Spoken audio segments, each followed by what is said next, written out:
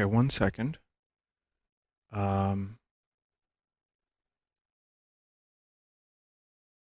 page. I want to check out the updates. All right, we're just about ready.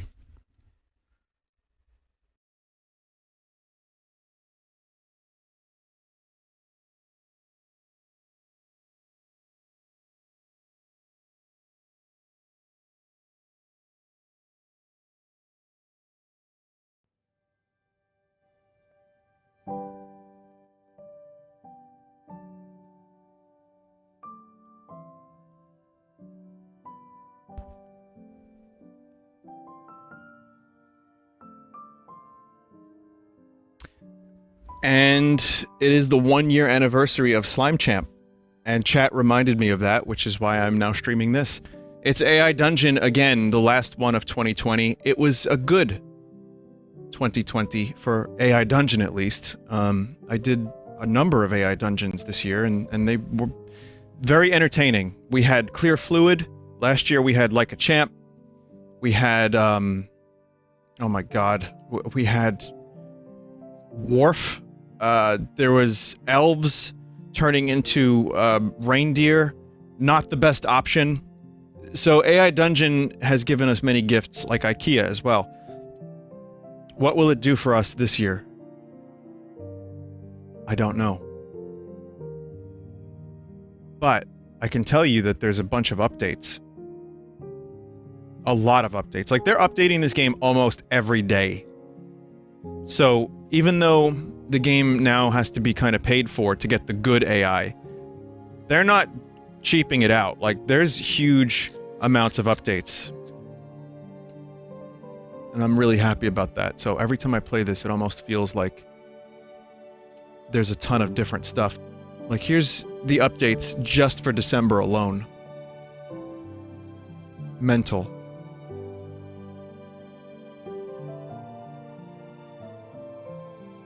Well, let's dive in, shall we? Let's try a new... Let's just have some fun. I don't know what I'm gonna do. Who cares?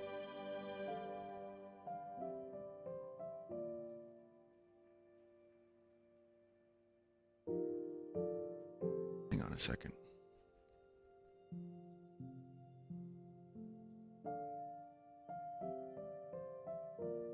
Alright, so...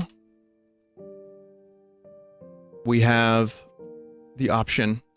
At some point, I'm gonna do Cyberpunk, just for the glitches. But, we're gonna do, custom.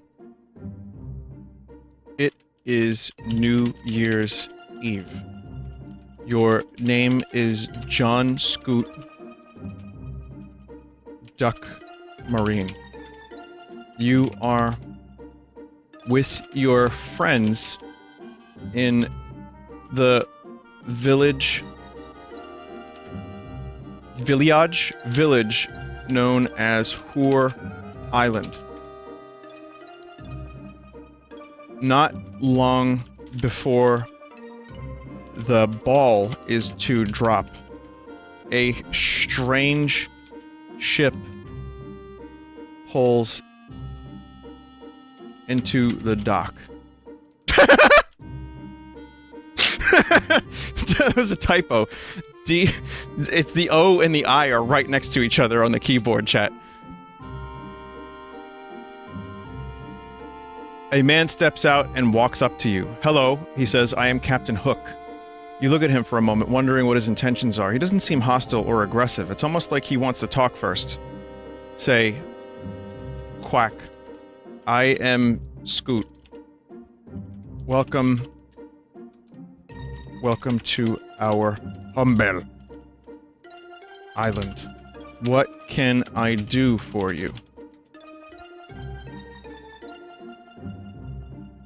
He looks around. Well, I was hoping that we could all get together and have a good time tonight. You shake your head. No, not yet. We need to be ready for the ball. Captain Hook smiles. Oh? Well, why don't you come on down to my boat? Seems fishy.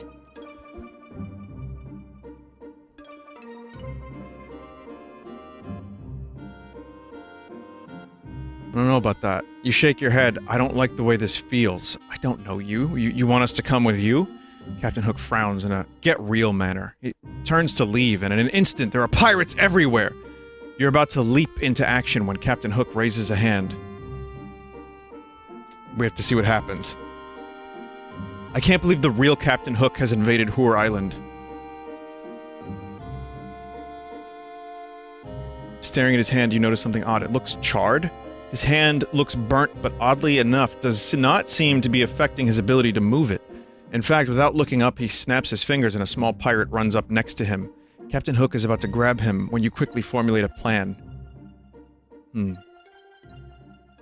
Chat, what's the plan?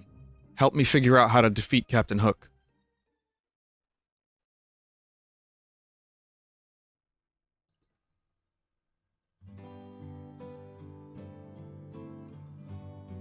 Throw snowballs? Eat him? I'm Scoot. Offer weed to smoke. I don't know why we're doing this, but okay.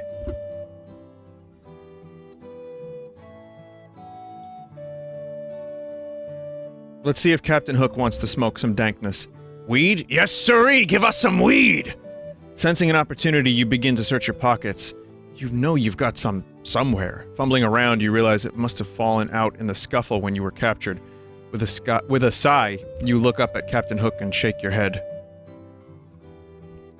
I don't have any on me, but I have some in my house. May I go get it for you? This is a perfect opportunity, chat. My plan is I'm gonna go to the house, and I'm gonna get Scoot's gun, and then I'm gonna shoot Captain Hook in the face. The captain tilts his head as if thinking about it for a moment, but then flashes a toothy grin. Sure thing. You go get it. And then you can all come with me for a party. He turns and whistles, calling back over his shoulder as he heads down to the boat. Perfect, okay. Head back home and grab my weed stash. Weed stash, like a mustache. It's just like nugs across the face, above the beak. You head back to the village. It seems almost peaceful with almost no one around, but it's probably best you go straight home and grab your stash. Plus, you don't want to run into any guards right now. They might not take too kindly to you being in a boat with a bunch of pirates. Get weed and return to the captain. Oh fuck, I forgot my gun! Oh! There goes my gun! You make your way to your house, slide in, run straight for the drawer where you keep your weed. After grabbing it, you head out and scurry back towards the dock. As you approach, there's a bit of a crowd around something. You push through and find it's pirates, and they're all dead. Horribly mutated. What the fuck? Hey, Drake, what happened here?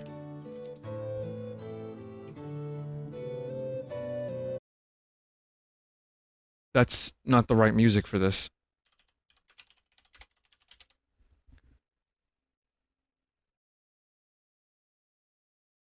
What's the name of the Final Fantasy VI song that plays in the, yeah, they're mutilated. He looks up distractedly. No, not World of Ruin, in the towns when things are fucked up. FF6 Omen? No. From that day on. I need the song for this. He looks up distractedly from his position, drooling over some sort of shiv that he's holding, spots you and brandishes it at you. Scoot, you're alive. I thought we'd hang out until you showed up. You eye the makeshift knife nervously, then shrug it off. Yeah, sure, but what's all this? I can't believe Drake killed all the pirates. You wave your hand at the carnage behind you. Drake asks and then looks back. Oh yeah, them. Well, he shifts uncomfortably and holds up the knife again. Can't believe this.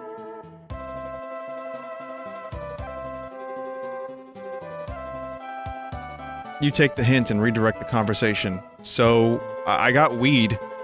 You pull it out of your pocket, forgetting that it was November. It's not November. The leaves begin rustling loudly in the wind, making Drake look over at them for a moment. He perks up instantly. Oh? Well, let's get high then!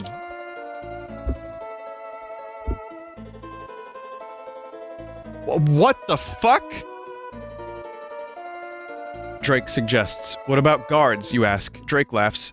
I'm the captain of the Black Hooks. There's no such thing as discipline in this crew. If I say we're having a party, then that's what we're doing. The two of you trudge back to your house, lit cigarette in hand. Man, I wonder what happened to Captain Hook. Did you shank that motherfucker too?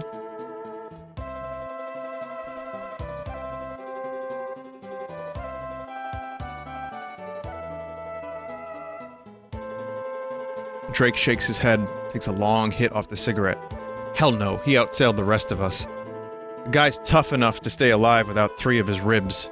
It took forever to find this boat, too. Hope Hannon doesn't take it out again, at least. He starts laughing. What?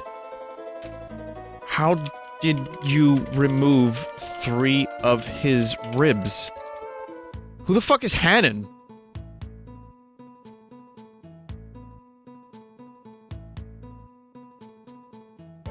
He shrugs with a wry smile. Revenge, man. Revenge. He deserves it? Deserves it.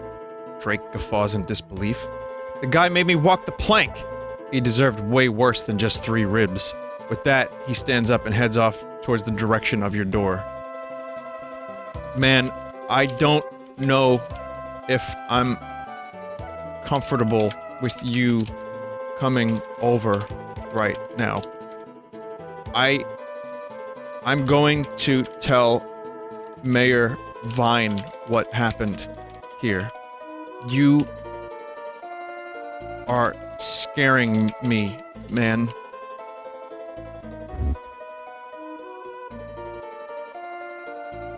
Not only am I snitching, but I have a self-insert as well. The worst things I could have done. He turns and stares at you, a genuine look of concern on his face. Scaring you? He asks in surprise. You look away from him and nod quietly. I just think I need to, you know, look out for myself right now, like how I should have 3 years ago. His face falls as his shoulders slouch. 3 years ago? What happened on that fateful day? Cormac, don't be like this. I'm your friend, I swear to God. Cormac! The weed is making me paranoid, that's all. I know you're my friend, you respond. You look back at him and try to smile. He smiles back, though it looks forced. Yeah, of course I am. John Scoot Cormac, am your friend. I, John Scoot Cormac, am your friend. Yes, but what you've done is unforgivable. Vine will kick you off the island.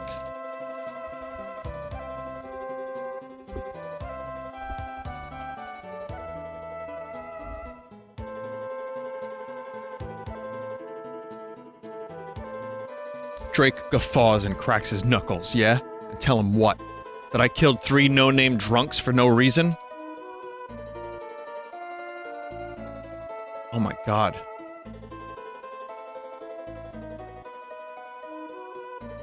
I was gonna shoot the pirates, but they seemed like nice.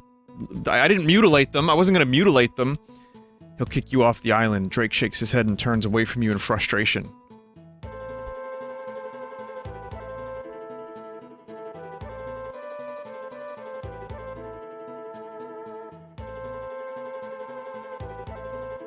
Tell him what you want, I guess. I don't give a crap anymore. Maybe this is all for the best. Finally, we'll get some professionals in charge who know what the hell they're doing.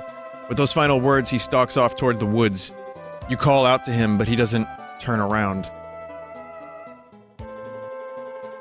Scoot goes travels to Mayor Vine's house to tell him the news of the mutilation.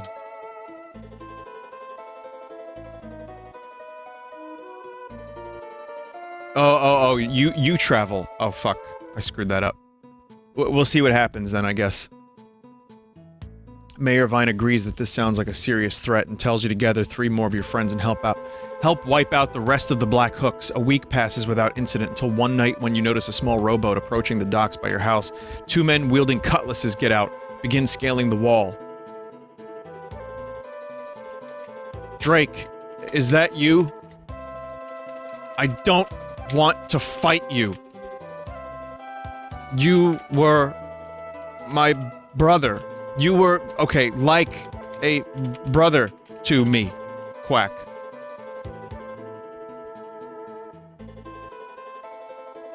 We now pit Drake and Scoot against each other. The 2 men appear in hoods, although one seems to just be John. You have them drop their weapons upon realizing this. Cormac, one of them asks. It's Drake's voice, although he sounds much deeper and rougher than you were expecting him to sound. Yep. Yes, it's me. Scoot. Cormac. What are you doing? What are you doing here? Cromac. Fine. You know what? He's Cromac now. That's fine.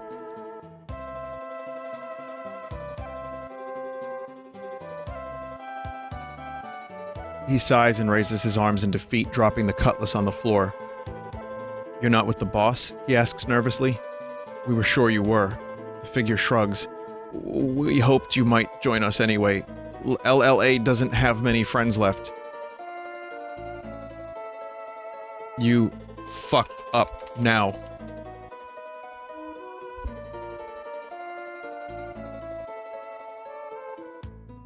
It's not making any sense. He sighs. Yeah, maybe you should take us to Vine and we can talk about this like civilized people. Maybe, you reply as he moves towards the window. The figure chuckles nervously. I don't think you understand how this will play out. There's 2 of us and 1 of you. Take them to Vine to discuss the situation. Are you sure you're using the dragon model? I think I am. I'll double check after this.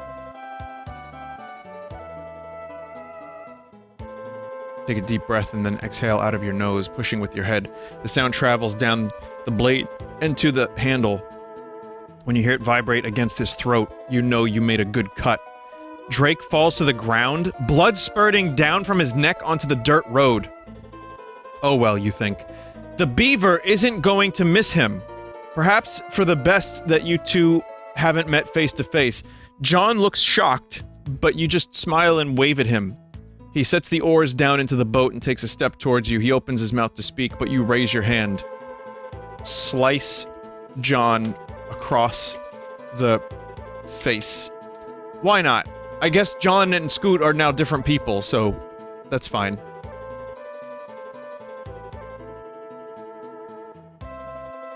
You don't like to hurt people unless they're hurt already. What? His eyes widen in shock as the blade cuts through his cheek. Sticking out the other side of his face, he opens his mouth to speak, but all that comes out is a spray of blood and a broken tooth or 2.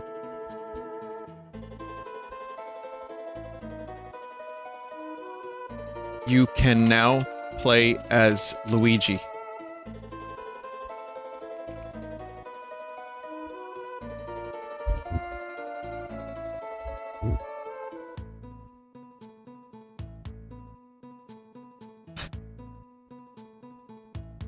Gob yells and reaches for his blade, but swings a moment too late. The curved dagger slices between his ribs and slices the inside of his lungs. Oh god. Coming out his back in a long red streak, one more breathes minty air into your face before collapsing on the knife handle. I don't know who Gob is, but I'm just gonna say, Yahoo! It's a Luigi time! It stopped making sense, so why should I?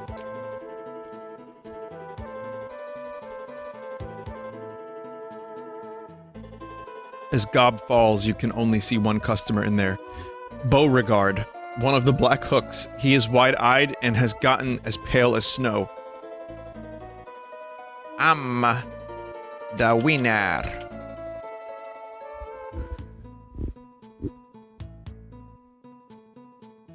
It's just gonna keep ignoring my Luigi-isms, and I don't care. It's fine. I love the name Beauregard, by the way.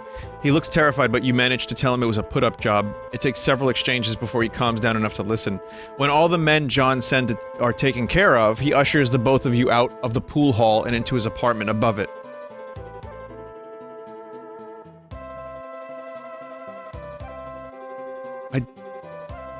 Chat, what do I do? I'm so confused now. This story has gone completely off the rails.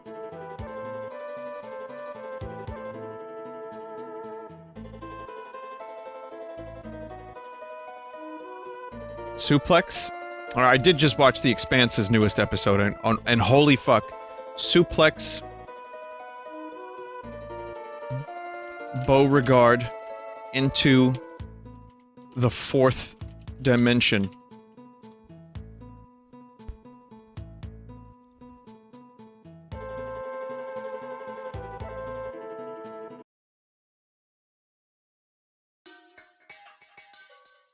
You and John sit down and talk things over. Before the night is over, you've managed to convince him to ally with the dead man, figuring it's better to be on his good side. You've also convinced him that an alliance with the Black Hooks would be mutually beneficial. They need all the friends they can get. Who's the dead man now?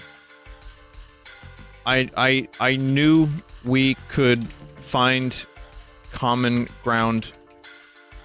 This peace is what all true warriors strive for.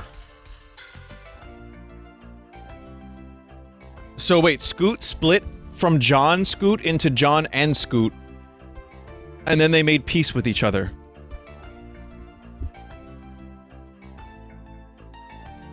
You open your eyes to see John looking at you strangely. What? The big man speaks gingerly. I've never known you to be so compassionate before. You laugh and get off the bed. Bed? What were we doing on the bed? It's opportunism, not compassion. I'm trying to use a desperate situation to my advantage, that's all. Is that the kind of peace we made with each other?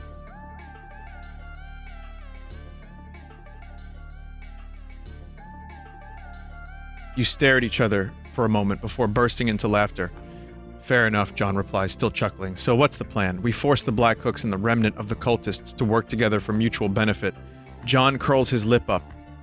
You really think that's going to work?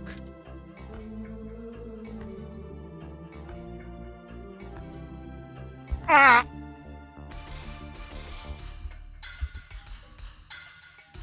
Two enemy forces just don't add up to a powerful force. Doesn't need to, you grin. We just need them...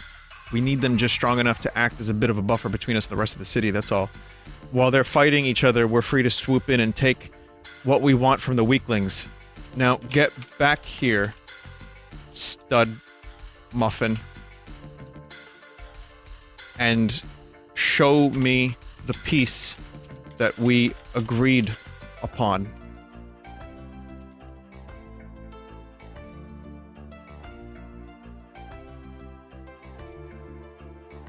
It's not gonna know, chat. It's not gonna know what this is. I'll be seeing you later, love. You wave at him dismissively and motion for him to leave. With one last look of confusion, he turns around and shuts the door. Once it's shut, you leap off the bed and rush to your chest of drawers. You quickly change out of your conservative clothing into something more... Into something more what? Into something more what?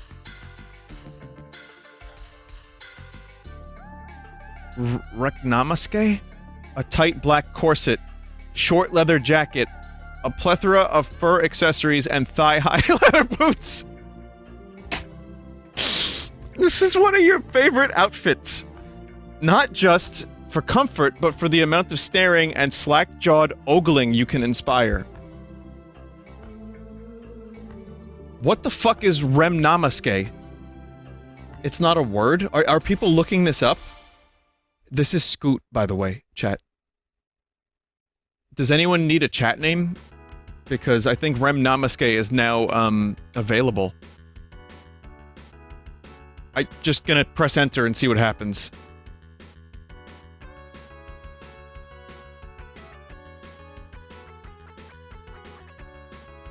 You leap onto your bed and wait for Sightmaster Felding to arrive. It's surprising how much more fun people allow you to get away with when they think you're pretty. As the sun falls and night takes its place, 3 knocks on the door breaks you out of your wool gathering. Come in, you call out. I'm ready. I'm ready to exit this at a moment's notice.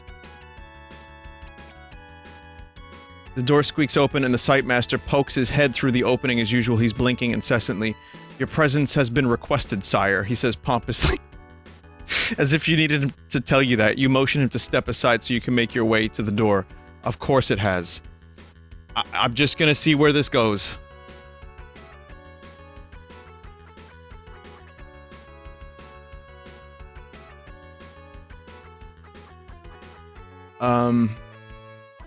You sigh exasperatedly, as if being summoned by the king himself to an everyday occurrence. You look back to see him still standing in your doorway. Aren't you going to open that big enough for me to walk out of? Apologies, Lady Roldan. Who the fuck are these people?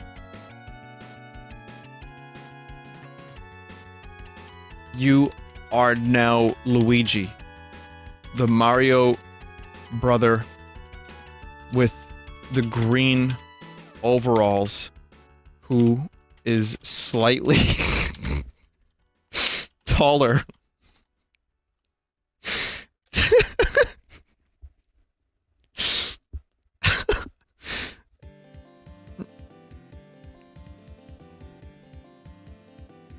You are young, yet not grown to manhood, although in your case that's not a good thing. Your father, Papa Mario, is often busy at his job all day working as a carpenter for the kingdom, and your older brother Mario is always off with his friends playing and causing mischief. This has left you to take care of your baby brother Mario. wait, there's Papa Mario, and there's older brother Mario, and then there's baby brother Mario, huh?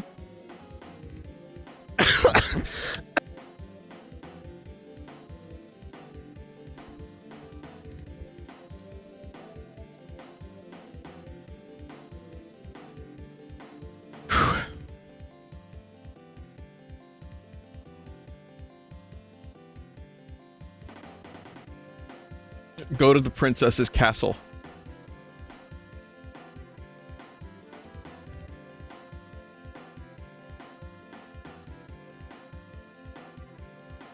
You all walk out of the house and latch the door shut. Papa goes over to have a talk with Mama a moment before walking on, leaving you and your brother in charge of the baby. You start walking the path into the town, which will lead to the path to the castle. I want to hold him, your brother says. Fine. You grunt. Your brother takes the basket and you keep an eye on him while walking along. You spot a toad hopping along the road. It thinks that a toad, like Super Mario Toad, is just a frog. Look, a toad, you say, pointing at it. Make it go away, your brother says. You pick up the toad and stare at it. Look, a toad! Make it go away!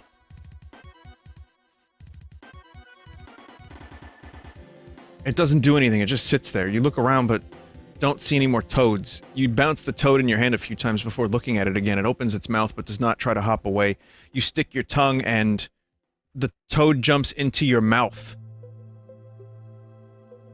You begin to feel ill. Then, the colors swirl into an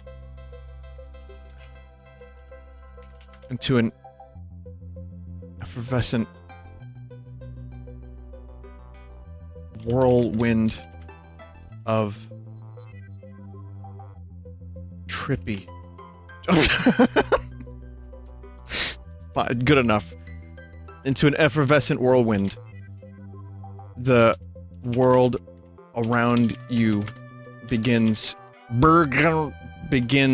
to melt, and your lizard begins to grow.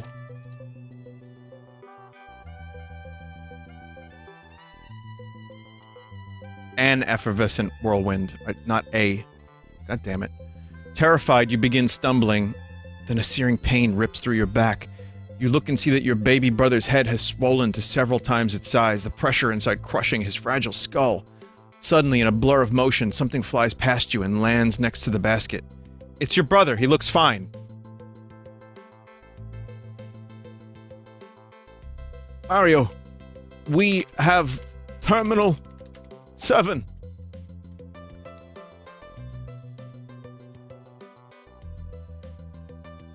It's his brother Mario. It could be one of his 3 or 4 Marios in his family. You struggle to say the words from your mangled throat. Shortly after giving birth, you trail off, not wishing to recall the memory. Well, they wanted a girl, curiously enough. You begin to think about how the kingdom may change now that there's no heir to inherit it. What? I need to check the randomness setting because this is just... I don't know what the fuck is happening anymore. The thought doesn't stay in your head for long and suddenly a sharp pain erupts from your chest. Ah! You go, oh dear me, that hurt! You feel cold steel on your chest and look down to find a dagger protruding through it.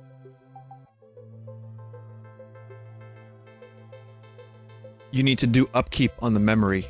Yeah, I know. There's a number of things I could do to make this better. I kind of like the randomness of it too, though. You hear a familiar laugh. The evil witch has returned. She leans in and hisses in your face. In her withered hand is the knife that stabbed you. She grabs your neck with the other hand and begins to rub them both together. She inhales deeply, as if to suck something in. Ah, that's better, she says. You fucking stabbed me! I'm gonna... murder you!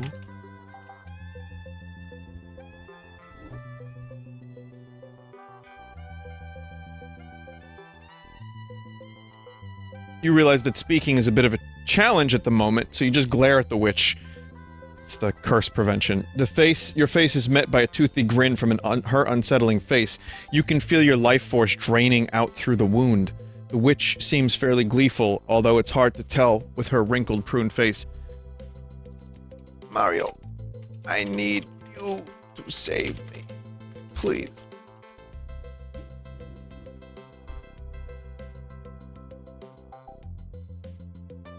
Let's see if Mario wants to save his brother.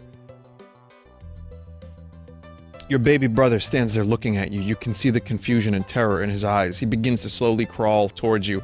Oh, it's baby Mario, but is stopped by the witch's bony leg blocking his progress. No! Her single word stabs into your chest like another knife. Do something, please! You whisper to your unborn sister? What does that mean?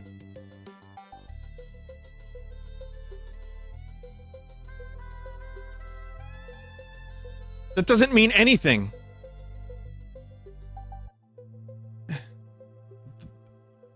The witch takes her leg off of your brother and gives him a little kick.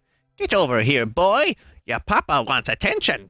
Your brother slowly crawls over to you and the witch gives him a big smile. That's a good boy. Now we can all spend time to...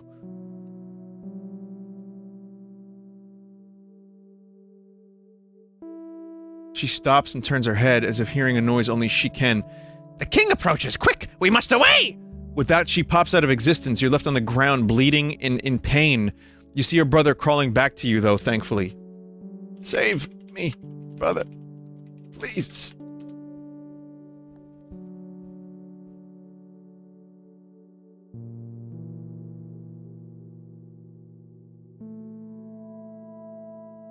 Your brother slowly crawls over to you and inspects your wounds. He puts his tiny hands around the knife, but it's just too big for him to get out. Blood comes out in spurts around his hands as he struggles to pull it out. I'm dying. Mario. Please. Live a good life for both of us. There will be another Luigi.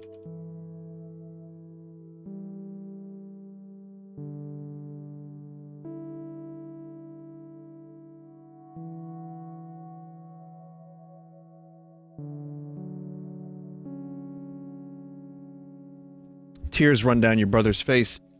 As he fails to remove the knife, you reach your hand up and rub his tiny head. The effort seems to put a pained look on your face. Soon there is no movement. You take one final breath and lay still on the cold stone floor. Your big brother has been dead for at least 5 minutes now. What?! You respawn.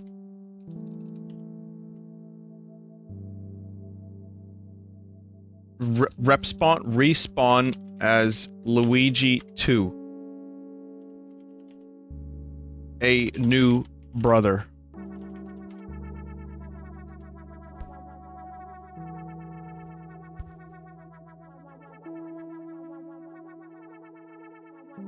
Yeah, it's like this family just has so many brothers that they just keep naming Luigi and Mario, so when a Mario dies or Luigi dies, it's another of the brothers that goes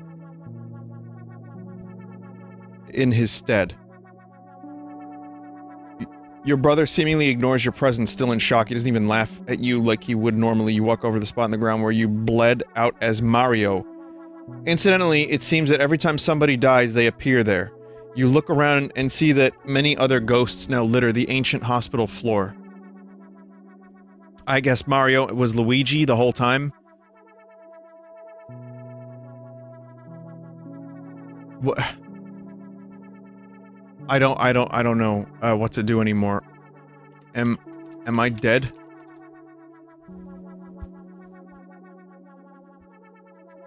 Who really died that day? Yeah, we gotta do a new story. This is just ridiculous. The hospital floor does have a list of rules.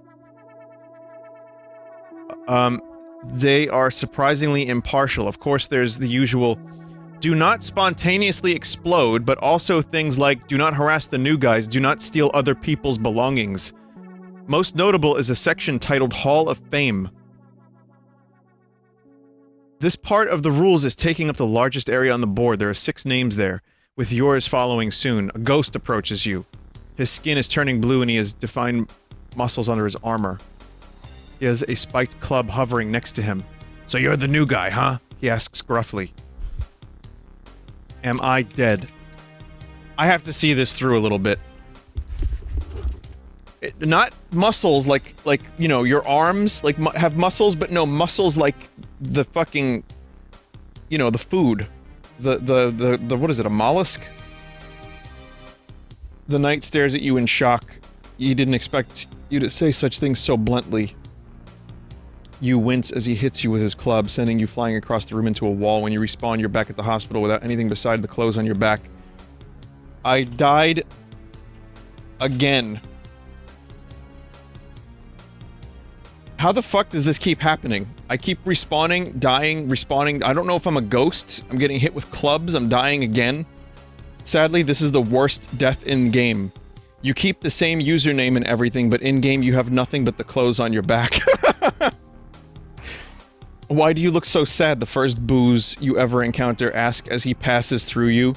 Nothing, you answered sadly.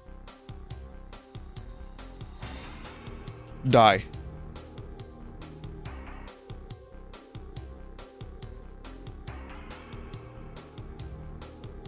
First, before anything else, pick a username. Any name will do. Although if you could put some effort into it, that'd be great. Also note that each player is assigned a life, though multiple players can share a life if the players involved agree to it, and post together when they start a journey. Select... Select username Pinto. What the fuck? You open your eyes to a sloping green fields and cloudy blue sky. The wind carries the smell of grass and adventure. You can't help but take a deep breath. You check your inventory, which consists of a wooden sword and leather clothing, before setting off. A grin creeps across your face as you spot a town on the horizon. What the f- Go to town. Chat, I don't know if I can stop this. It just keeps throwing- we went from Animal Crossing Scoot to like Drake Pirate to... You walk through the town gates and stare at the stalls around you, all selling different items from fresh vegetables to books. You don't have any money, however. Princes, a voice says, making you jump. You turn to see a short girl with light brown hair and a bun smiling at you. princes. I am not a prince. I am a mere adventurer. Adventurer? A peasant scum looking for fun and gold.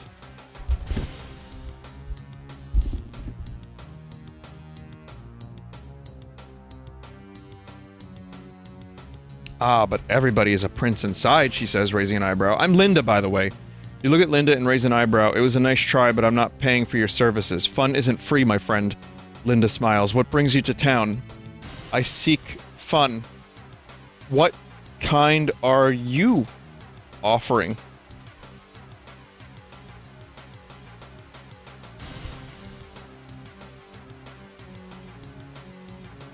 Linda raises an eyebrow, then gestures towards an old house behind her. Room and board, she says simply. In that case, you begin. But first, you must pay Hans the Troll. You walk through a small wooden door and find yourself in a bizarre room. These shrimp fresh. Hans the Troll. Something has to be fucking weird with the AI, chat. So, food. Hans gestures around the room. What would you like? There's a massive pile of various foods, meats, vegetables, fruits, and even rarer treats like honeycomb and caviar. I'd like a McClanky, please.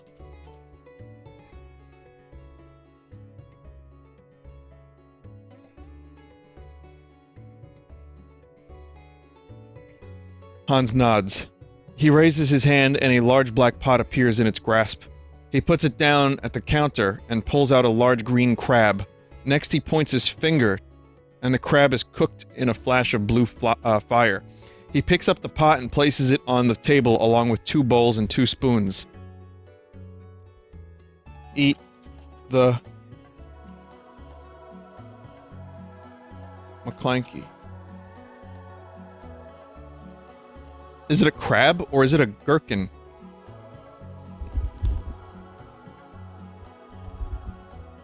As you tuck in, you hear a loud popping sound. You turn to see a small man with black horns sticking on his forehead and wearing an orange uniform step through the door. You have been flagged as a potential terrorist by Ultra-Sick Security Solutions. You have the right to remain... The goblin begins. What? Is it medieval or is it future? What year is it? What year is it?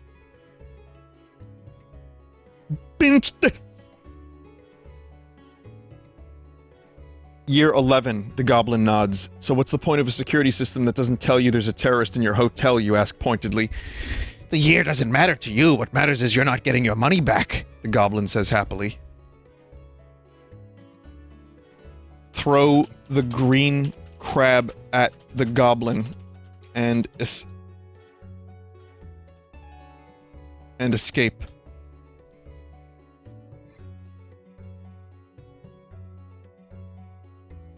What randomness setting is this on? You pick up the crab and hurl it at the goblin. The crab hits him in the face and he slams into the wall, sliding on the floor. Escape.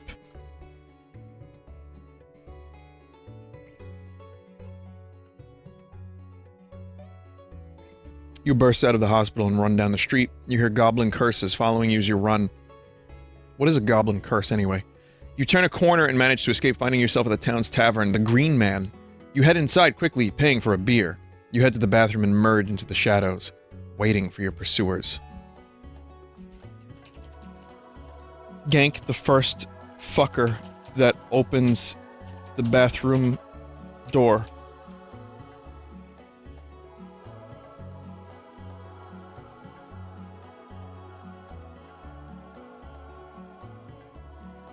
You hear the door open and pounce, covering the interloper's mouth and stabbing them through the neck. You push the body into the stall and drink the blood dripping from the wound. It tastes fairly turmeric. What? Binch! You're bleeding, a voice says. Crouching, you creep closer to the door.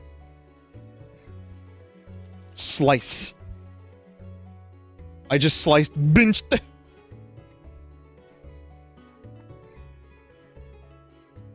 You creep up to the doorway and peer into the hallway, although there's far more space between the wall and the stalls than you're comfortable with. You edge forward until you can see just into the hallway.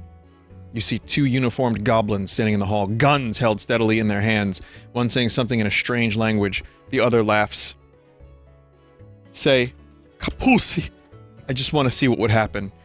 Yeah, there's guns in year 11, apparently.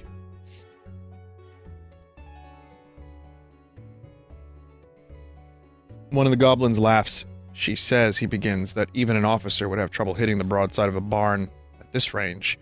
The other goblin laughs. You creep closer until you're just at the edge of the doorway, close enough to slice their heads off. You raise your sword. Kill the goblins.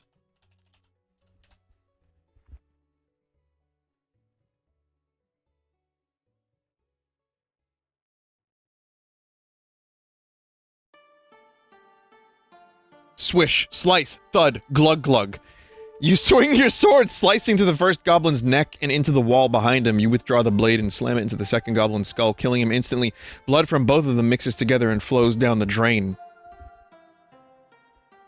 The blood creates a sort of sacrificial magic, and an ancient evil is unleashed upon the world in year 11. That's right, it's the Hemogoblin.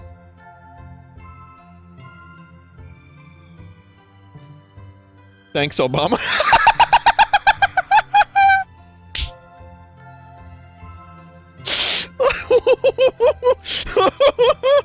Holy shit! Oh, that's amazing. That's so good. All of this is your fault. You failed. And the moral of the story is... This is a perfect time for a moral. Don't do drugs! I mean, it kind of... Yeah, there were drugs. It started with weed, and then it turned into a weird toad, a psychedelic toad. You got score 0%. Oh, come on, that was too harsh even for me. Let's try again. Year 10. I can't even go to another pre-screening, you whisper into the phone, checking over your shoulder for Miss Quattlebaum, your lovable little old language arts teacher. I'm busted. Your friend Hopdef says, don't be such a wuss. It was a close call last time, but I saved your skinny, Arabic-loving arse. What the fuck is it doing? Don't worry, you say. I have to go home and finish my chem homework anyway. Come on, you're still not doing that. I thought after you hacked into the school district, you changed all your F's to A's, they'd stop making you do it. We're hackers?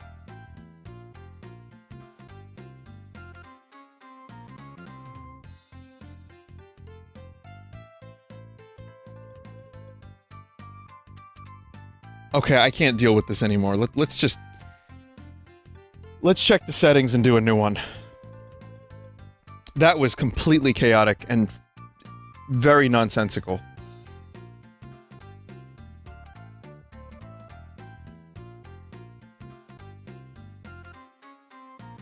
It's on Dragon, chat. Randomness is 1.2, default is 1. So it's not even like... Yeah, it's not even like that random.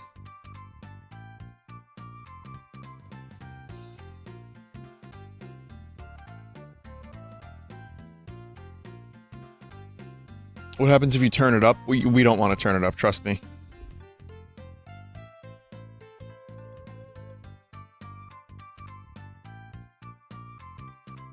Your name is Miles Edward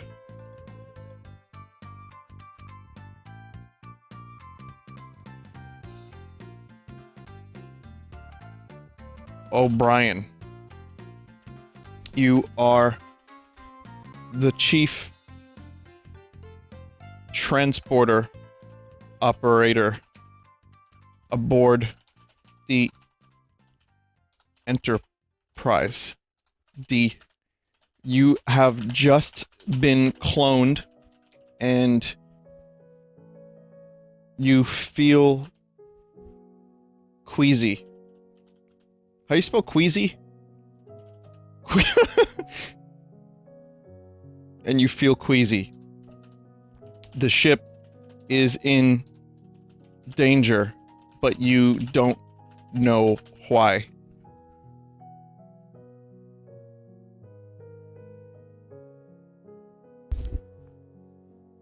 I'm sorry, says Captain Kirk. It's a new body.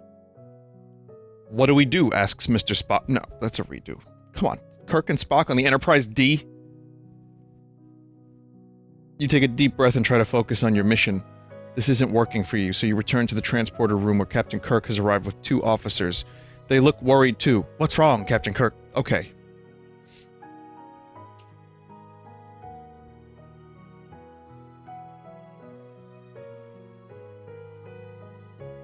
You are the chief transport aboard the Enterprise D. You serve under Captain Picard, and Worf is there.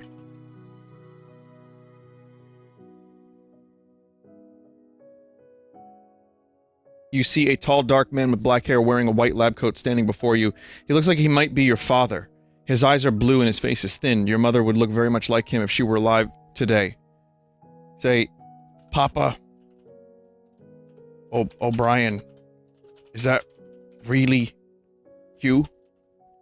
You know what? No, fuck that. What is that? That's lame.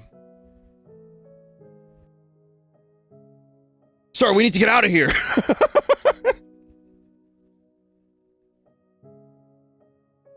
Something's wrong. You look over at your co-pilot who has a worried expression on his face. He turns away from you, starts pacing back and forth nervously. You try not to stare too long into his eyes, but it seems like he can see right through you now. Your own eyes start to water as well.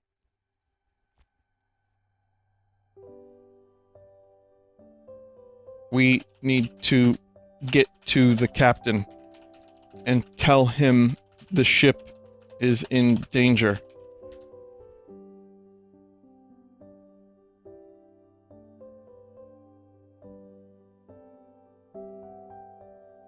You take a moment to step out of the room and tell one of the security guards that you need to see the captain. He doesn't ask questions. He just says that he will go and get him for you. You head back inside and spend a few more minutes sitting in silence.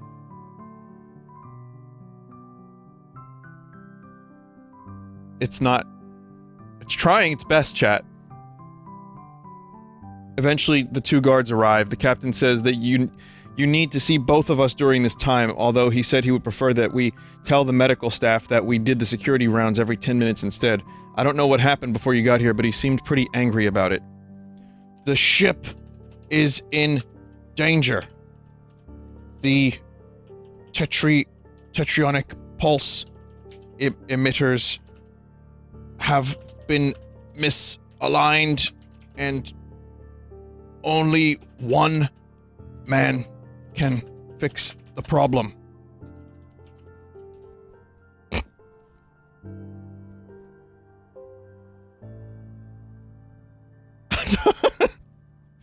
Your palms begin to sweat, you feel water run down your back, the room begins to swirl around you as you attempt to get up from the chair. Each part of this room is unfamiliar to you, the instruments, the style, all of it seems alien. Sir, do you need help? One of the guard asks. I'm dying. My clone has stolen my life force. Only he can fix the emitters.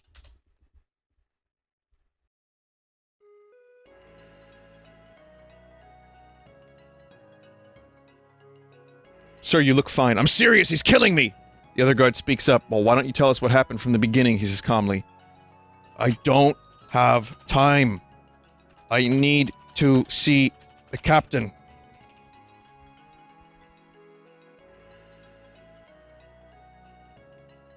They just don't care. Like, O'Brien is getting no respect whatsoever right now. Sir, please, this will only take a moment. You look back at him and slowly try to explain everything that happened in the last few minutes. When you mention your piloting officer, the guard's eyes open wide. He doesn't say anything. You continue to speak, attempting to get across the seriousness of the matter. Please, I'm dying. Wait a moment, sir. Don't die yet. We still need to ask you a couple more questions. The guard cuts you off and motions to his ear. We're being sent to inform you that a shuttle will be arriving in 5 minutes. You look at him curiously, wondering what the shuttle has to do with anything. Also, given how secret this whole project was, you find it strange that a shuttle is checking on you. The pilot is Worf.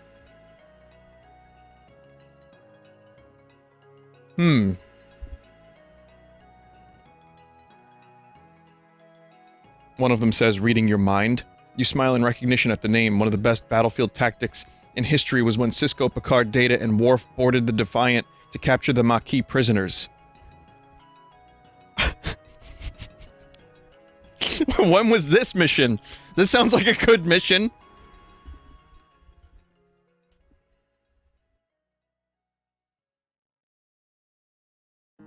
Wait for Worf and try not to die.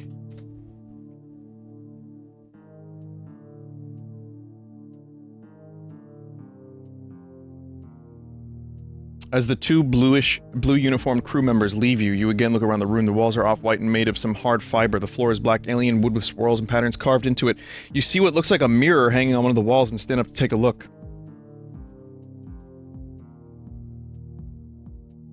You look like a goblin man.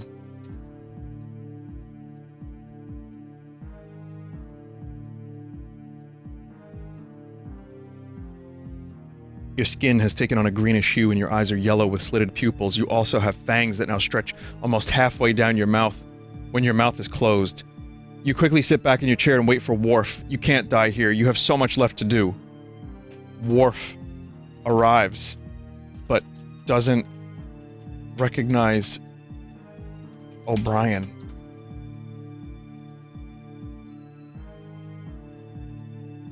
I think O'Brien went warp 10? Or Worf 10. You stand up to greet him, but he looks at you, and you see a hint of hatred in his eyes. You didn't think clones could still recognize each other, but Worf has. Worf, don't be like that, you say. Who are you, and what are you doing with my friend?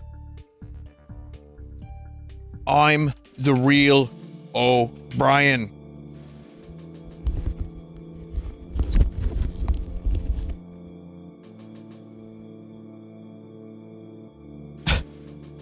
Worf looks at you for a moment, then grabs your shoulder, twisting it and flipping you into the air. You flip head over heels, and back first into the floor. Blood trickles down your head as you push yourself up, facing the Klingon.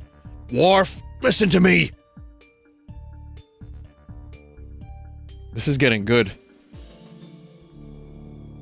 You say, clone, he whispers, as if realizing something. On your feet! Worf pulls a batleth from his side and draws it out as you follow his lead. It's a Klingon-like weapon, chat. You stand up and pull your own batleth from its sheath behind your back. Fight Worf to the death. Why does O'Brien have a batleth? What's he doing with one? Oh, he is a goblin now, I guess. You're not about to let this go unanswered, considering you've spent your whole life training to fight people like Worf. His bulky stature doesn't seem to offer much agility, however, so you can avoid a heavy blow. You might come out on top. Worf twirls the blade a few more times before charging at you with a yell. Wow, this is like really good Star Trek shit.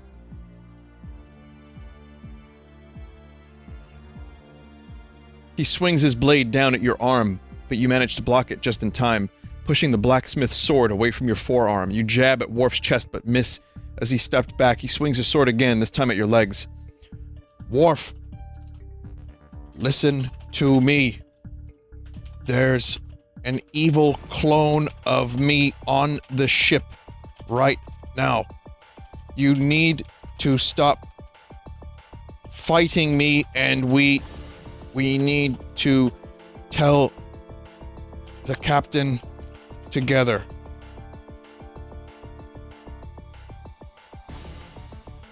I was dying, but now I'm okay, apparently. Goblin powers, I suppose, have activated. Worf steps back and looks at you with narrow eyes, then he drops his blade to the floor. It is no use, I can't do it, he says. Apologies, Petty Officer O'Brien. Did he get demoted?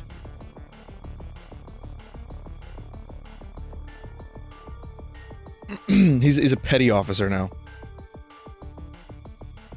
You sheath your sword and realize how much clanging you've been doing the past 2 minutes. You turn to Worf. None needed, sir. I know we need to move on from here. Worf nods. The door swishes open and landing party flies out, led by Captain Picard and Worf. Okay. We need to find my clone and kill him. Is this another Worf? Lieutenant Hardy nods. I'll get on it, sir, he says. You nod at him while taking a glance at the mess around you. The corridors seem awfully quiet for how chaotic it was just moments ago. You watch as more engineers than you can count begin repairing faulty systems and damage towards the rear of the ship. You wander off to take a piss when you come across your clone, Kyle. Oh. Fuck. How do I do that again, chat? I need to...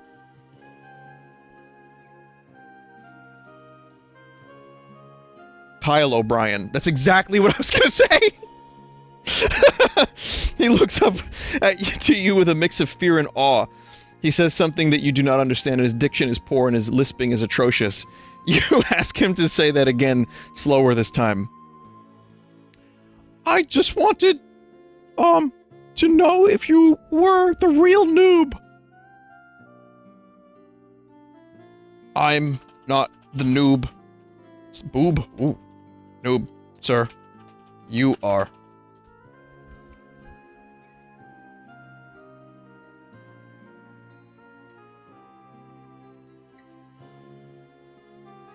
Really? He asks. I am? Wow! He pulls out a knife from seemingly nowhere and lunges forward to stab you with it. Arr! You grunt while parrying the knife blow with your hand. You drive your fist into his face, feeling his nose crunch against your knuckles as he falls backwards. Talk shit. Get hit. Scrub. Kyle O'Brien fucking destroyed. He looks up at you and begins to whimper. I'm sorry, sir, I couldn't resist. Please don't kill me. You look down at him and watch as his pupils shrink to dots, his skin rapidly paling. Take a... what are those called again? A piss? And don't do it again.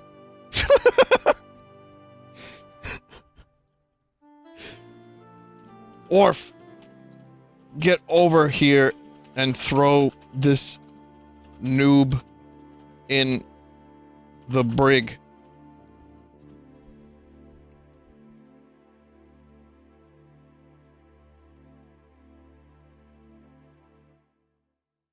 What did you think of him? The noob? He should not have tried to kill me with a knife. That was incredibly stupid. You exit the holodeck and meet with Captain Picard in his ready room. You tell him of his reckless behavior with the blacksmith. He cracks a faint smile while twirling around in his chair. Spinning? Sir? Was it all a holodeck episode?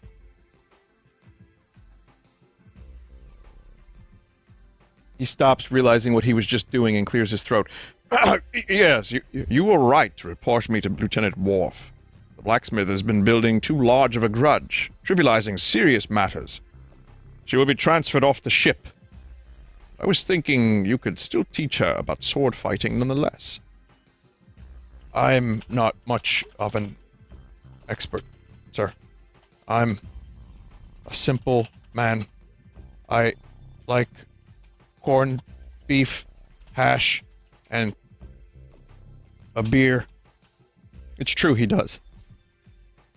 I like to sit by the transporter and wait for 8 hours while nothing happens, sir.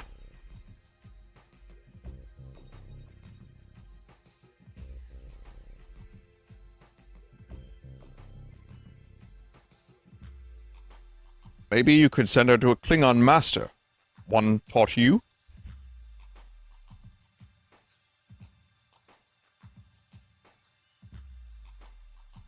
probably to pass down the skills, so to speak.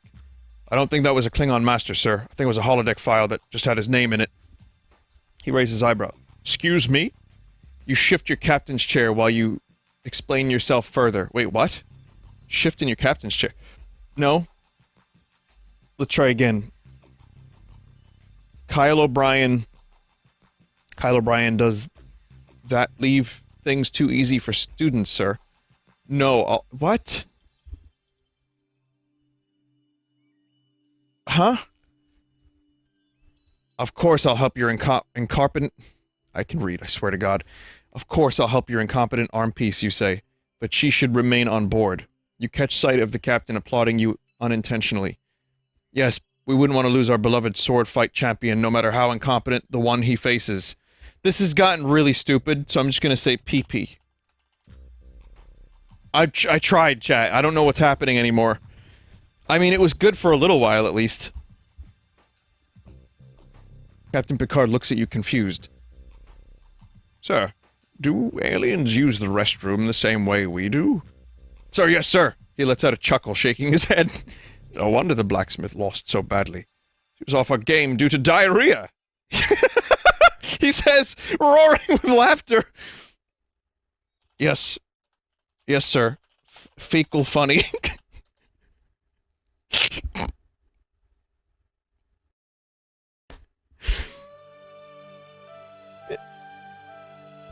He stops laughing. Spend the rest of the day with the blacksmith and show her around, then bring her to my ready room when you're finished.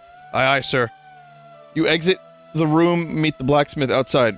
What was that, she asks. Captain Picard wants us to, you trail off. Go to the bathroom.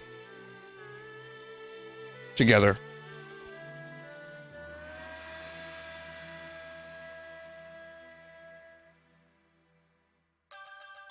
Her eyes widened. What? She laughs? Yes, you reply with extreme confidence, causing her to laugh even louder. It's for research. We need to use the bathroom.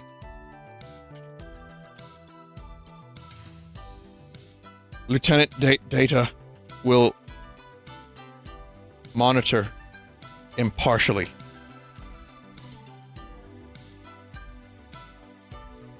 No, it's not porn. It's Data will be there. It's impartial. You know, he's an android. He doesn't care about this stuff. Blacksmith stares at you, not saying a word. One of her eyes twitches slightly. Alright, show me the bathroom, she responds. You grab her arm and begin pulling her towards the bathroom. What are you doing? She asks you to open the door. I'm showing you the lavatory.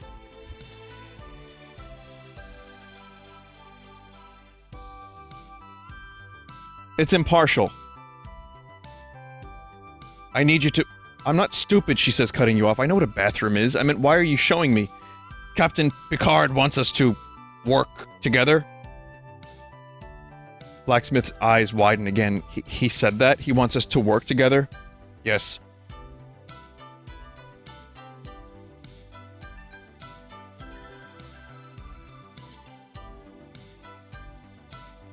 She lets out a hearty laugh. Yes, haha, yes. What's so funny, you say, annoyed.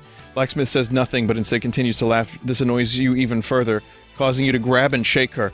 You got something to say? She stops laughing, but wears a smile. Okay.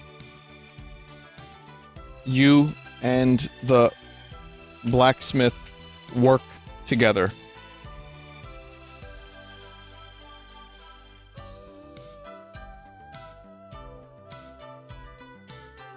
I don't know what's gonna happen. Maybe they'll just work together.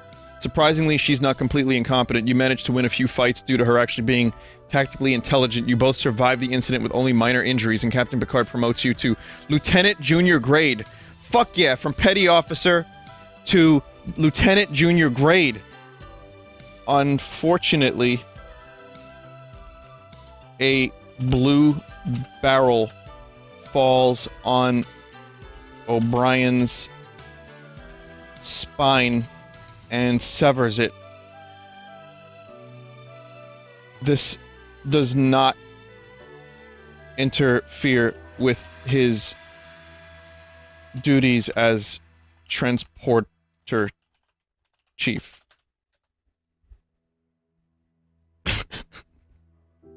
The AI doesn't know what to do. I'm more than happy to abandon the pissing together plotline.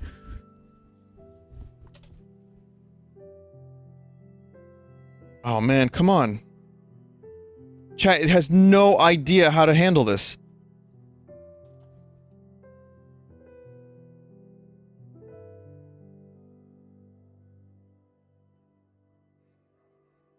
Year 2380, Ensign Blacksmith and you are sitting in Captain Picard's ready room. You're not here to discuss your future, he begins. You're here to discuss hers. Captain... Oh god, I don't know what's happening.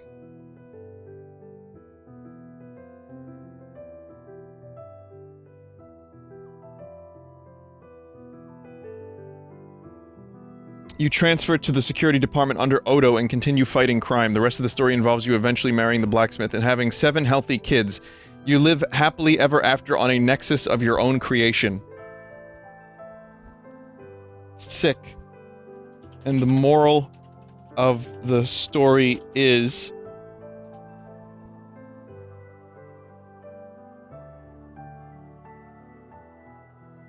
smooth it under a rug. What? What does that mean?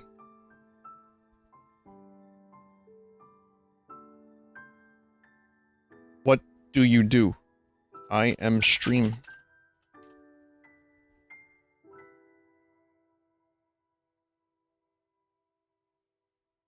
Link removed. Vinny, doing top 10 moments of this story is a fun thing to do.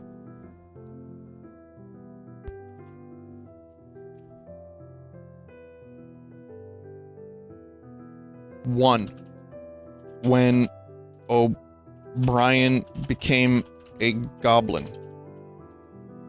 Gulbin. Why do I keep typing Gulbin? Gulbin. God damn it.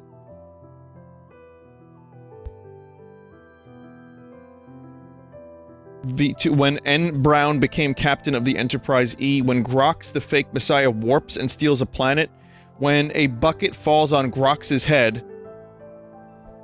Who the fuck are these people? None of these people were in the story. When N. Blacksmith tries to cheat and steal your planet, when Salzat Shat name in flames, when UU Army declared war on new communism, all of them, when Grox seduced Jedi Kit Fisto to his sept, when Michael Jordan married Black Harriet, when Salzat and Thrall trekked across the Dune Sea.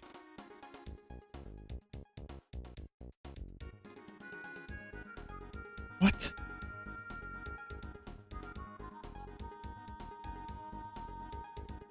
Water W. Other stuff that's fit to know. Red Sores are a fantasy creature native to the planet Utopian. They're hunted and used as national animal. Salzat was based off of Vlad Tepes, aka the Impaler.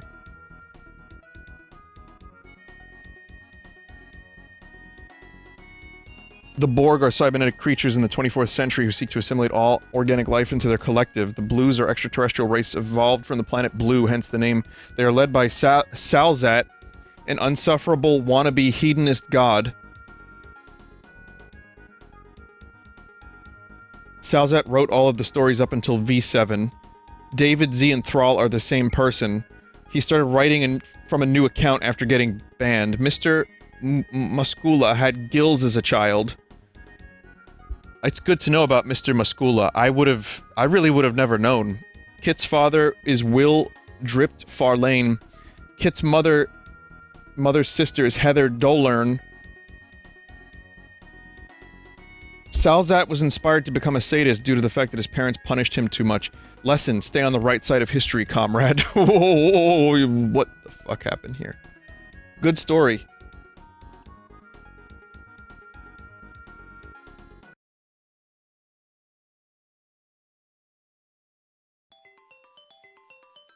We're gonna do a Cyberpunk story real quick. Character's name, Capussi. Very quick.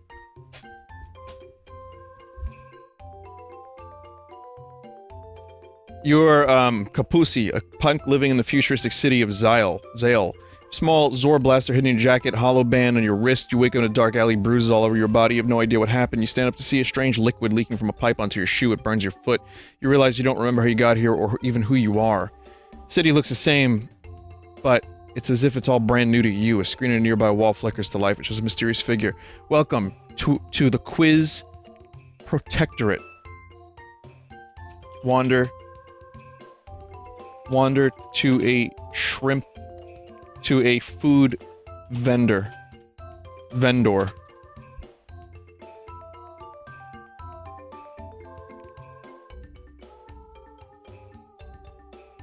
A reptilian hisses from his stand. The best couscous in Zale. Try one for a bit of change. You realize you haven't eaten in quite a while. You take out your credit chip and tap to pay for the 10 couscous and guzzle them down. Say, these shrimp fresh. 10 full couscous, chat. That'll keep you very satisfied. No, the reptile snarls. They're stored for a while. That'll be 40 units. You hand him the cred chip and get your change. You take one more look at the wall screen, which is currently advertising vodka on a Tuesday. Aquafarms.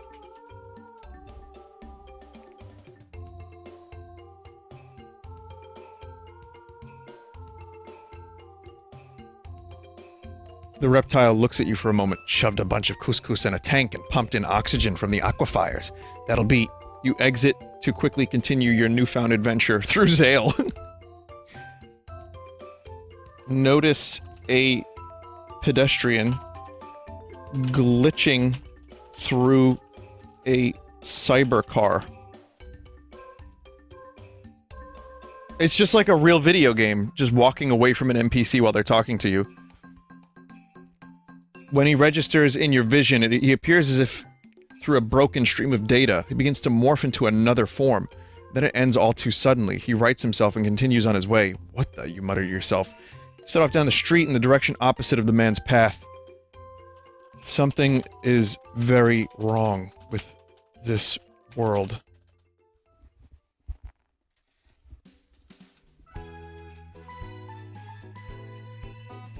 You come upon a fork in the road. One street has a series of odd inflatable toys blocking it off. A large sign that says caution. The other is a dead-end tunnel. You don't see what's so special about either street, so you turn to your holoband for guidance. Look for...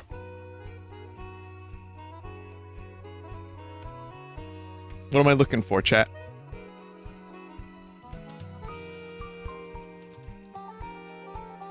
Look for the PP store.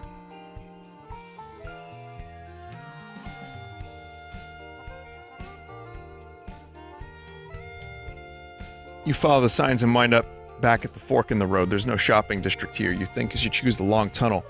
The tunnel slowly slopes downward for what seems like miles. All the while, caution wet floor signs line both sides of the road. If you didn't watch my Cyberpunk streams, there actually was a PP store, by the way.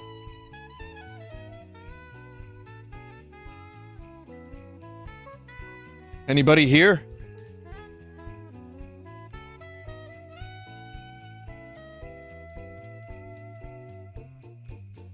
Terrified voice responds. Who is there? Patrick. Who? My name is Patrick. Who are you? Who are you? Suddenly an unseen person wearing a breathing mask appears from the shadows. The person is dressed in a hazmat suit. Why have you come here? The person in the hazmat suit responds to your greeting. Have you seen Keanu, Chungus, Reeves anywhere?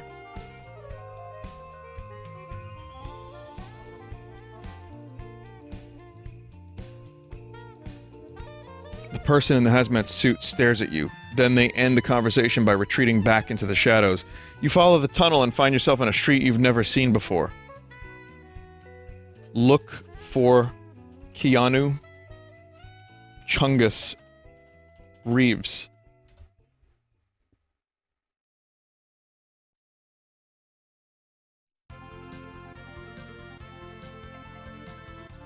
The street is very dark and abandoned. The only sound you can hear is the buzzing of a nearby neon sign. Can I get out of the van? Sorry, van. Rain, you hear a drunken voice say in the distance. You follow the voice and come across a massive building with a neon sign flashing Chungus Hotel. Keanu must be here.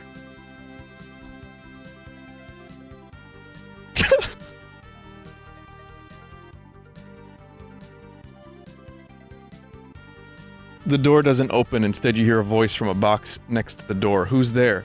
It's Patrick, you respond. What do you want? The box asks. I'm here to see Keanu. I guess I'm Patrick. I thought my name was Capussi.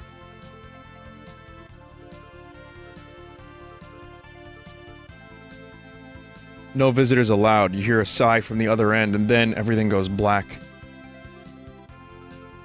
You wake up in a dingy hotel room tied to a chair. Keanu, the big Chungus Reeves, is eyeing you down with a gun to your head.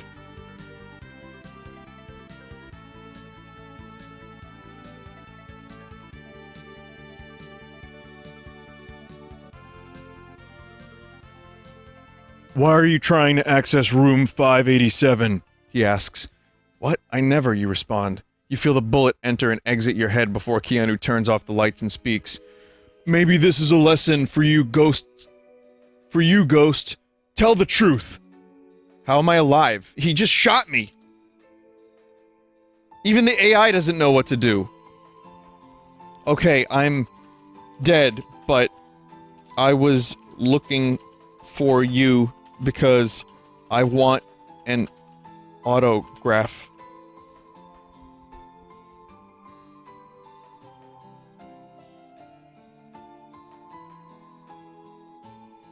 While Keanu ponders your response, you manage to squirm out of your restraints. The large man pulls the trigger, but only manages to shoot you again and again in the head. Only manages!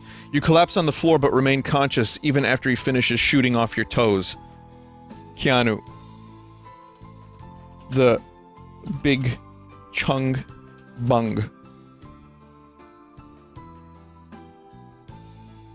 Please, my man, I need a holograph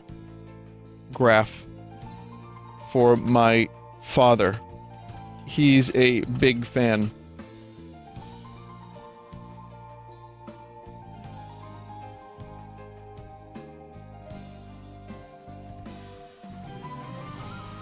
You'd better watch it, Keanu says as he steadily makes his way to the door.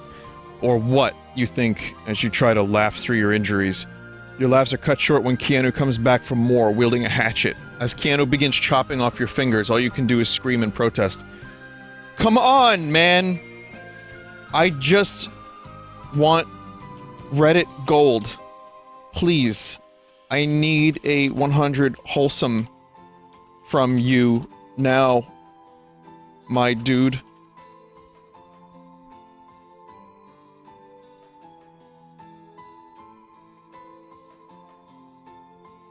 Keanu, the big Chungus Reeves, has no sympathy for a Redditor in need.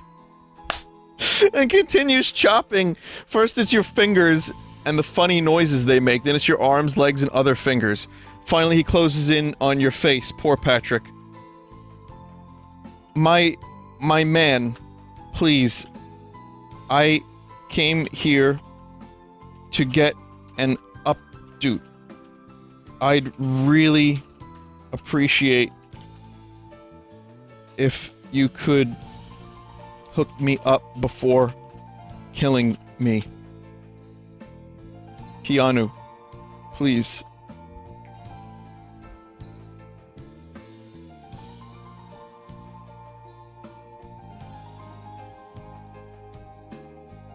After chopping off your face, Keanu realizes that he can perform facials yourself. Somewhat successfully, after days of pain and darkness lasting agony, which is for some reason or another you're still conscious to experience, you finally die, only to become part of the Reddit Horror Club collection. Keanu, Why did you kill me, bro? This is anti-poggers. I was gonna give you a lot of up votes.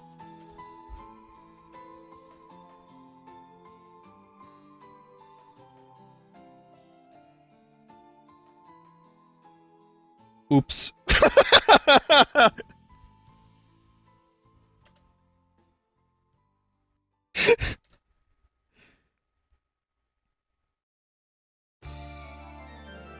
Is all I hear before I am forced to face my maker. What a waste. Seriously though, Keanu, you suck for killing me like that. Press F. Press F to pay respect! Oh god, what is wrong with me? And the moral of the story is...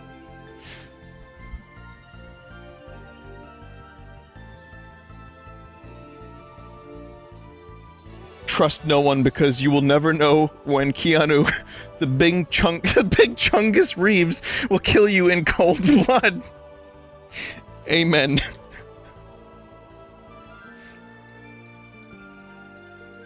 Credits.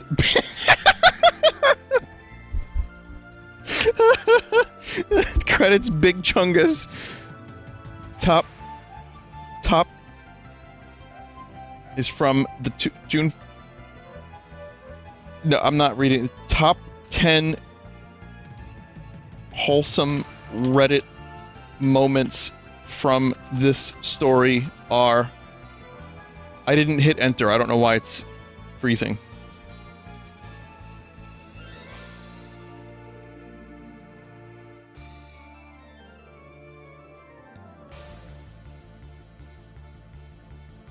When Keanu didn't buy epic Reddit gold.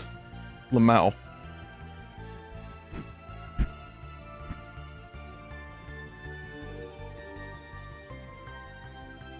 Keanu the Big Chungus Reeves is number 2. Patrick's death scream and the close-up beheading picture. Keanu shutting down the website after killing Patrick. Keanu's profile page on Reddit empty except for one comment. 6. Nothing. 2. Making you pay $100 for the first time serving. Keanu, 3, again, didn't let you in the cult because you killed Fatty. 4, when he killed you, he chopped off your face. When he stooped to a level below Hitler by strangling Fatty in the hospital bed. What the fuck? Why does Hitler get involved in this? And last but not least, when the hell did Fatty get a job? Alright, well, I have to stream some Animal Crossing now. So, we'll just leave this here.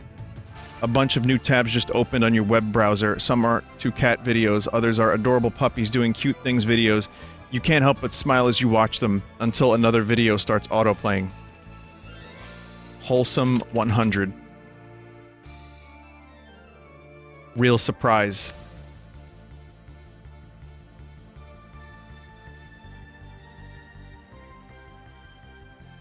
It's addictive, chat. I want to see. You watch a video of new Caw map official trailer is autoplayed. Advertisement for a game called Caw, a game about cartoon animals. Trailer shows 3 cartoon porcupines dancing around making silly faces at the camera, while it's some sort of rap music. Keanu giveth, and Keanu taketh. Let's end it there. Let's end it there. We're gonna end it there. And then we'll go visit some fake animals in Animal Crossing. Please send letters of condolences to the address on my Twitter, or maybe if you're feeling adventurous, visit me in my new home. I hear New Zealand is lovely this time of year. Thanks. Patrick. Well, AI Dungeon never fails to disappoint. Wait. Never fails to disappoint. How many... Never fails to how many negatives is that? That's 3 negatives. It never fails to a point.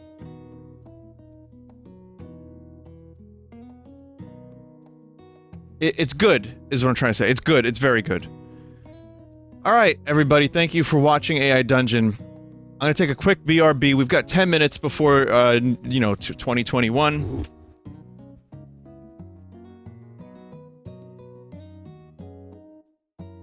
And I already hear fireworks. Give me just a couple minutes to get Animal Crossing set up. From within your mind, no one else can find the light that you inspire. Animal Crossing and the countdown up next will play for like a half hour, 45 minutes or so, maybe a little bit more. Be right back.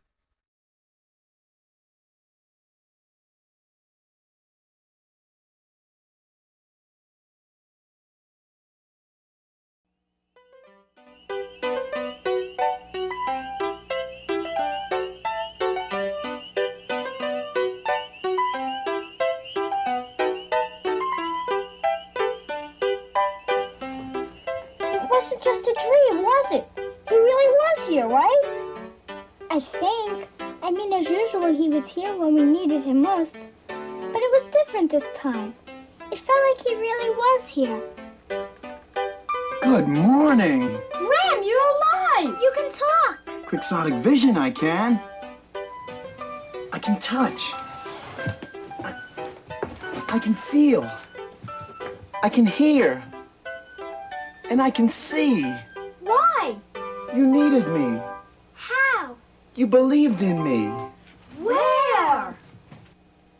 From within your mind, no one else can find the life that you inspire. From another place, not from outer space, but from some place even higher. Ramblers are. Ramblers are. I can touch, I can feel, I can hear and see. So much more than a fantasy. I can run, I can jump, I can dance and sing. Believe in yourself and do anything. Believe in yourself and do anything. From within your mind, no one else can find the life that you inspire. From another place, not from outer space, but from some place even higher. Ramblers are. Ramblers are. I can walk, I can talk, I can listen and learn as the wheels in my mind begin to turn. But I'll never forget what you've given to me. The power to touch, feel, hear, and see. The power to touch, feel, hear, and see.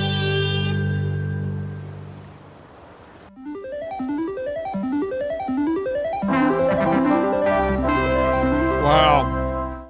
That was Rem Lazar's song. Oh, sorry, I have a chocolate chip muffin. I don't know. I kind of just didn't care today. I was like, fuck it. I've been like eating no sugar. And then I got a chocolate chip muffin. And it's good, but give me a minute. I'll tell you the negatives of it. Be right back. 1 second.